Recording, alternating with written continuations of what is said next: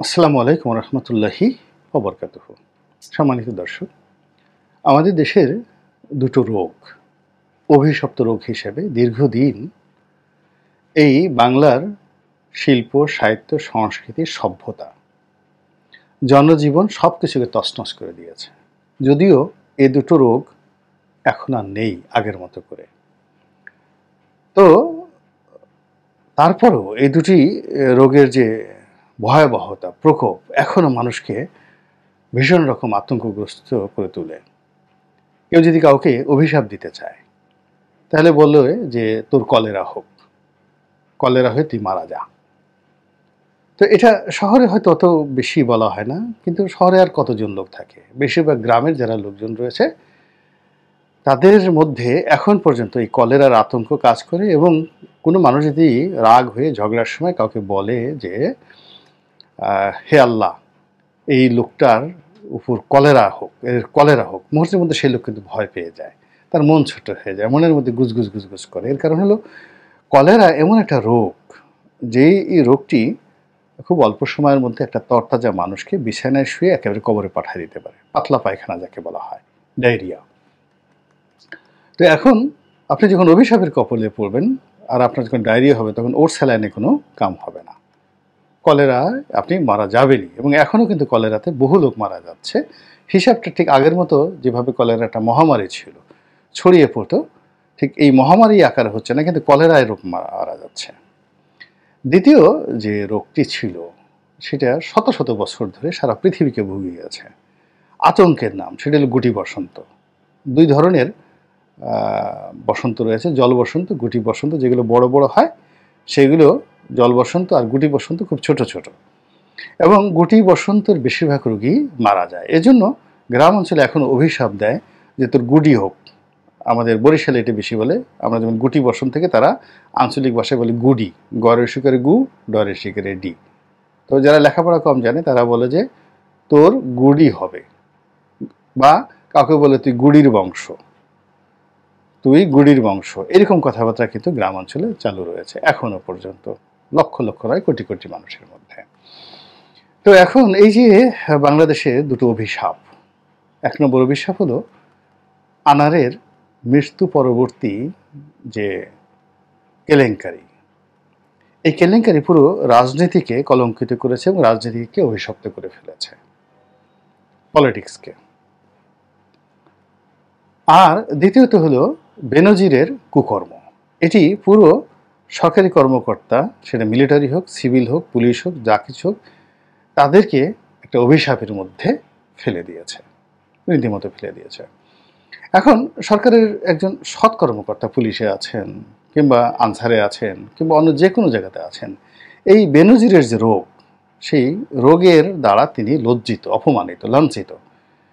তাকে দেখে মানুষ মুখ টিপে হাসছে যে ও চিনি চিনি চিনি, তুমিও তো বেনজিরের মতোই চাকরি করো, সরকারি চাকরি করো। বেনজির হয়তো ধরা পড়েছে, তুমি ধরা পড়োনি, কিন্তু তুমিও তলে তলে যে জল খাও, ডুবে ডুবে জল খাও, তা কি আমরা বুঝি না? এই যে সরকারি কর্মকর্তাদেরকে নিয়ে যে মানসিক মনোজগতে যে যাকে বলা হয় গুটি বসন্ত শুরু হয়েছে, এটি মহামারী আকারে সারা বাংলাদেশে ছড়িয়ে পড়েছে। ফলে সরকারি কর্মকর্তাদের দাপট, মান, সম্মান, ইজ্জত, সম্ভ্রম, আভিজাত্য এটি একেবারে বেনজির ধুলোয় মিশিয়ে দিয়েছে। রাজনীতিবিদদের একই অবস্থা। এই শিলাস্তি রহমান এক মেয়েকে নিয়ে সেখানে গিয়েছে, তারপরে সে খুন করেছে, সোনা চোরা কারবারি করেছে, তাকে মেরেছে। তার প্রতি ক্রোধ, কি পরিমাণ ক্রোধ থাকলে যেভাবে প্রচার করা হচ্ছে যে একজন রাজনীতিবিদ, তাও উল্লেখযোগ্য রাজনীতিবিদ নন, একজন স্থানীয় পর্যায়ের সংসদ সদস্য, জেলার বাইরে তার অত পরিচিতি ছিল না। তো এই মানুষটির প্রতি মানুষের যে ক্রোধ এবং ক্ষোভ কোন পর্যায়ে চলে গেছে যে তার শরীর থেকে মাংস আলাদা করা হয়েছে। এবং আপনারা জানেন যে পৃথিবীতে যত প্রাণী রয়েছে, সেই প্রাণীর মধ্যে সবচেয়ে জটিল মাংস এবং জটিল চামড়া হলো মানুষের শরীরে। পৃথিবীর সব প্রাণীর শরীর থেকে চামড়া আলাদা করা যায়, কিন্তু মানুষের শরীর থেকে চামড়া যদি আপনাকে আলাদা করতে হয় তাহলে আপনাকে বিশেষ প্রশিক্ষণপ্রাপ্ত ডাক্তার হতে হবে, ডার্মালজি ডাক্তার হতে হবে। এবং এরকম 10-12 জন ডাক্তার মিলে 6-7 দিন যদি চেষ্টা করে তাহলে একজন মৃত মানুষের শরীর থেকে চামড়া আলাদা করা যায়। তাহলে আনার সম্পর্কে যে কাহিনী ছড়িয়ে পড়েছে যে তাকে তার হাড্ডি থেকে মাংস আলাদা করা হয়েছে, তাহলে মাংস আলাদা করার আগে তার হাড্ডি থেকে শরীর থেকে চামড়া আলাদা করতে হয়েছে। তারপর চামড়া আলাদা করার পর সেখান থেকে যদি হাড্ডি আলাদা করতে হয় তাহলে একটা গরুর যে হাড্ডি, একটা গরুর হাড্ডি আলাদা করেন, তো সম্পূর্ণ গরুর হাড্ডি আলাদা করেন, মাংস বের করেন, আপনার কয়দিন লাগবে দেখেন, এবং কতজন লোক লাগবে। একটা ছোট বাছুর গরু যদি আপনাকে দেওয়া হয়, ধরেন আনারের ওজন ছিল 80 কেজি, তো 80 কেজি ওজনের একটা বাছুর গরু আপনাকে দিল, আপনি একটা জবাই করবেন, মাংস ছাড়াবেন, হাড্ডি আলাদা করবেন, আপনার কয় মাস লাগবে দেখেন। তারপর যদি আবার হাড্ডিগুলোকে টুকরো টুকরো করে কাটতে বলা হয় আপনার কয়দিন লাগবে। এবং এই হাড্ডির আবার মাংসকে বলা হচ্ছে যে কিমা করা হয়েছে মেশিন দিয়ে, কিমা তেমনি কুচি কুচি করে কেটে, মানে এখানে দুই ধরনের গল্প আসছে। একটা হলো কুচি কুচি করে মাংস কাটা হয়েছে ছোট ছোট টুকরা করে, যেন পাখিতে খেতে পারে, মাছে খেতে পারে, পুকুর নদীতে ফেলে দেওয়া যায়, আর কমটের মধ্যে ফেলে ফ্লাশ করা যায়, এইভাবে কিমা তৈরি করা হয়েছে, ছোট ছোট করে কিমা তৈরি করা হয়েছে মাংসের। তার জন্য কিমার মেশিন লেগেছে। কিমা তো আর কিমা দুইভাবে করা যায়, চাপাতি দিয়ে করে, এটা শব্দ হবে কিমার জন্য। আপনার প্রথমত সেখানে আপনি কষায়ের দোকানে গিয়ে দেখবেন যে তারা যেভাবে কিমা করে, বড় একটা দা দিয়ে সেই কাঠের একটা গুঁড়ির উপরে ফেলে জোরে জোরে শব্দ করে কিমা করে, আর একটা হলো মেশিনে কিমা করে। এখানে যদি ফ্ল্যাটের মধ্যে বসে হয় তাহলে সেখানে কষাইয়ের মতো এইভাবে দা দিয়ে কুচি কুচি করে তাদের হাড্ডি বা কিমা করার কোনো সুযোগ ছিল না। তাহলে তারা কোথাও নিয়ে গেছে বনে জঙ্গলে, অথবা তারা এটাকে মেশিন দিয়ে করেছে, আর মেশিন দিয়ে করলেও অনেক শব্দ হয়। এমনি মাছ কাটার যে মেশিন আধুনিক চলে আসছে এগুলোতে প্রচুর শব্দ হয়, আর হাড্ডি কাটতে হলে তো আরও ঘড় ঘড় আওয়াজ, প্রচণ্ড আওয়াজ হয়, ড্রিল মেশিনের চেয়ে বেশি আওয়াজ হয়। তাহলে এই যে যে কাহিনীগুলো প্রচার করা হচ্ছে যে মানুষ কাটার জন্য বোম্বাই থেকে কষাই আনা হয়েছে, সেই কষায় মাংস মানে চামড়া ছাড়িয়েছে, মাংস আলাদা করেছে, হাড্ডি আলাদা করেছে, আবার সেইগুলোকে সেই ব্রিফকেসে ভরে ভরে আলাদা প্যাকেট করে বিভিন্ন জায়গাতে ছড়িয়ে ছিটে দেয়া হয়েছে। এটার লাস্ট মেসেজ কি? লাস্ট মেসেজ হলো যে আনার রাজনীতি করত, সেই রাজনীতি করে এই এত অপকর্ম সে করেছে, সেই অপকর্ম করার ফলে মানুষের যে ক্রোধ, রাগ এবং ক্ষোভ এমন পর্যায়ে চলে গেছে যে তাকে কুচি কুচি করে কেটেও মানুষের মনে শান্তি হয়নি।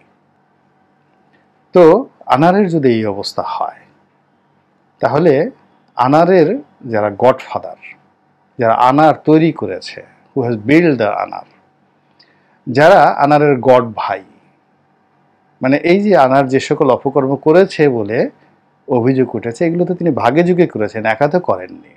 সোনাচোরা কারবারি কি একা করা যায়? চাঁদাবাজি একা করা যায়? এলাকার সেই কালোবাজারের নিয়ন্ত্রণ কি একা করা যায়? সেখানে কি তার সঙ্গে অন্য কোনো মন্ত্রীর যোগাযোগ থাকতে পারে না? অন্য কোনো এমপির যোগাযোগ থাকতে পারে না? অন্য কোনো নেতার কি কোনো যোগাযোগ থাকতে পারে না? তারা কারা? এটাই হলো এখানে মূল ব্যাপার, হলো যে এইভাবে আনারের কাহিনী প্রচারিত হচ্ছে, তাতে বাকি যারা আছে তাদের রীতিমতো ডায়রিয়া শুরু হয়েছে, কলেরা শুরু হয়ে গিয়েছে যে তাদের নাম আসে কিনা, তাহলে তারা কি জবাব দিবে। 2 নম্বর হলো যে আনার তো এত কাঁচা লোক না, সে এই যে লেনদেন করেছে যে সিন্ডিকেটের মাধ্যমে, এই কথা প্রকাশ হবেই যে সে কয় বস্তা টাকা কাকে দিয়েছে, কত কেজি সোনা কাকে দিয়েছে।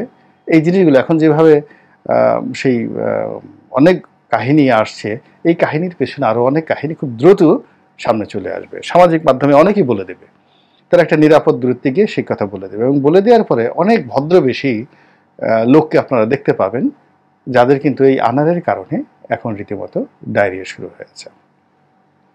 বেনজিরের একই অবস্থা, বেনজিরকে নিয়ে আরও বেশি কাজ হচ্ছে, এর কারণ হলো এর পেছনে মিডিয়া গুলে গেছে। ফলে বেনজিরের স্ত্রী, স্বামী, তার বান্ধবী, তার গার্লফ্রেন্ড যেটাকে বলা হয় গার্লফ্রেন্ড, আরও অনেক কিছু, আরও অনেক কিছু তার যা যা আছে, তার ক্যাশিয়ার, তার বডিগার্ড, পুলিশ বাহিনীতে তার সহযোগী, তার দালাল, তার ফড়িয়া, তার একটা বিশাল যে সিন্ডিকেট, তার সিকিউরিটি গার্ড, বাড়ির দারোয়ান, সে যাদেরকে যাদেরকে এই তার কুকর্মের সাথে জড়িয়েছে সবার মধ্যে এখন গুটি বসন্তের আতঙ্ক শুরু হয়েছে। এবং এটি ডায়রিয়া এবং গুটি বসন্ত যেভাবে একটা মহামারী রোগ, এটি মহামারী আকারে কেবলই মাত্র বিস্তার লাভ করছে এবং আস্তে আস্তে আস্তে আস্তে ধীরে ধীরে অনেক মানুষের মধ্যে এই গুটি বসন্ত ছড়িয়ে পড়েছে।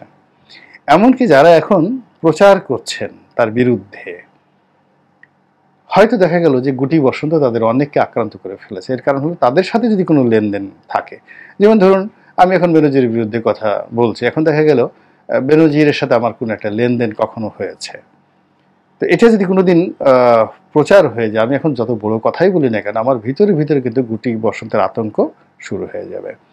তো এখন এই দুজন মানুষকে কেন্দ্র করে, তার সঙ্গে সঙ্গে আবার জেনারেল আজিজও আছে, তিনি পাইপলাইনে আছেন, তো এরকম তিনজন মানুষকে কেন্দ্র করে যে একটা বিশাল যজ্ঞ শুরু হয়েছে বাংলাদেশে, বিশাল যজ্ঞ শুরু হয়েছে।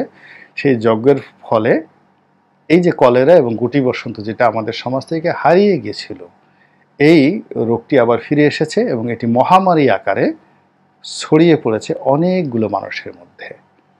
এবং এই মানুষগুলো সবাই অর্থনৈতিকভাবে অনেক টাকা পয়সার মালিক, দেশে দেশের বাইরে, তারা যথেষ্ট প্রভাবশালী এবং সমাজে তারা ক্ষেত্র বিশেষে অনেক পিলার হিসেবে কাজ করছেন, খুঁটি হিসেবে কাজ করছেন। তো এইগুলোর যদি গুটি বসন্ত হয়, এগুলো যদি ডায়রিয়া হয়ে যায়, তাহলে পিলারটা ধসে পড়বে।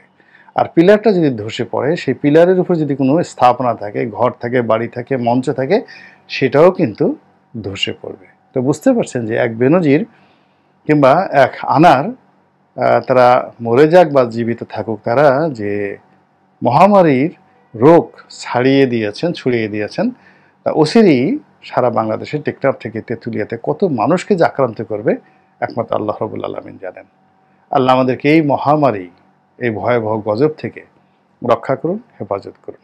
আসসালামু আলাইকুম ওয়া রাহমাতুল্লাহি ওয়া বারাকাতুহু।